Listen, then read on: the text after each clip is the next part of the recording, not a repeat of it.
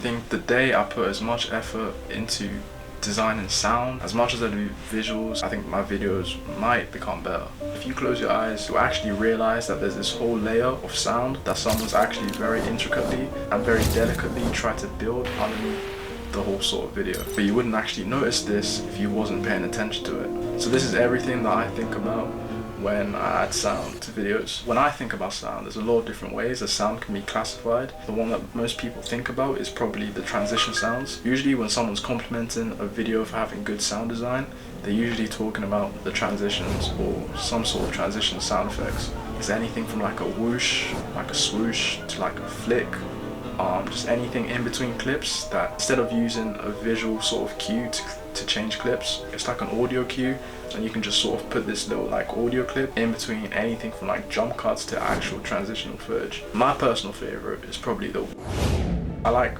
combining these sort of transition effects, so what I'll do is probably add like a cinematic whoosh with like a boom, and I'll sort of put them together. I don't know, they just flow and match really well together. The next sort of group I would say is like atmospheric. So atmospheric sound is like the sound at the bottom of clips. If you were actually there, what would you be hearing?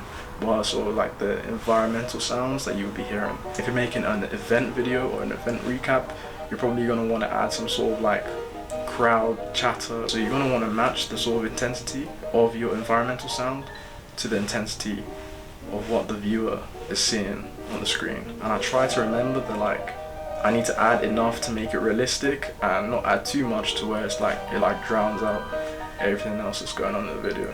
Also, I like to modify sounds. I like to add like echoes, reverbs, sort of muffles. I really like the muffle effect. It adds like a depth to audio. Makes like the audio feel like 3D. If I'm carrying a bag and there's a camera in it and it sounds muffled, I feel like I'm in the bag if you add like a little muffle effect over it. So, and I like adding echo to sounds, so to make like a room feel bigger than it actually is, you can add echo to it. I think about the score or the music. I try and refrain from just like adding just a solid block of music all throughout any type of video. If I do add a solid block, I'm gonna try and like cut it up and chop it up in between. If you've ever watched like a film or a video and it's missing that like je ne sais quoi, that just final piece of quality, it's probably lacking like a good like score or like a good melody. Lately I've been liking these sort of like cinematic, atmospheric type of sounds, type of scores. And I also like using unusual or like comical type of sound effects. Just them watching it and not hearing it before and them going, whoa, this is mad unique, I don't see anyone else doing this. That just instantly sets you apart from like a lot of other people that won't really use sort of the unusual sort of sound effects. I get a lot of inspiration from arcade games like pinballs, anything to do with like Nintendo, Zelda, just any sort of like retro sort of game. I like adding those sort of sound effects in there for sure. But yeah, there is a time and a place for these. I feel like if you add too much and you just spam them, then it can get very like annoying and very jarring, and suddenly like you lose like professionalism to a video because you've added too many.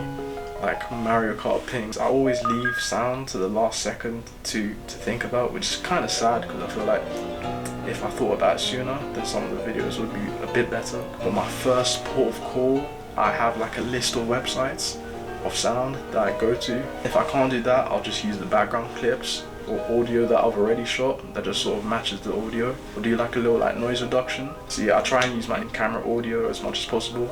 And if there's like background noise, I'll put on a noise reduction filter. And that was a quick rundown of how I do sound in my videos. Hopefully from now on, I need to stop leaving it to the last minute to do the sound, and maybe my videos turn out better.